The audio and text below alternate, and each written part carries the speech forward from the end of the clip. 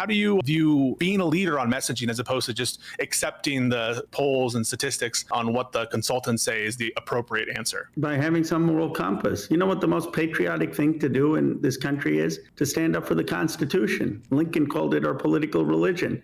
There's nothing more patriotic than standing up for the Constitution. People don't give a fuck about the Constitution of the United States. Maybe someday, maybe we will again, but right now people don't. I think it's important to identify issues that are strong to fight on, and I think it's important to identify issues that are okay to let go, even if you might agree with them. And I think it's important to identify unpopular issues that you think you're morally should be committed to. When it comes to the deportation of anybody for ludicrous reasons, even if that's not popular with the American people, I think that's a moral ground that you should fight on. When it comes to the crashing of the economy, right, we morally feel this, but it's also an electorally popular issue. You should fight on that. Of course, it's good strategy. Some edge cases are just not worth, duking it out for. Nobody gives a fuck in the United States about the Constitution. Also, guns are fun and awesome. And that is the only argument you should ever let anybody use again for firearms. I think Americans have proven in the past decade, guns have nothing to do with standing up to an oppressive government. They have nothing to do with making it so that the government can act in a way that contravenes your rights. Americans have demonstrated that that was never,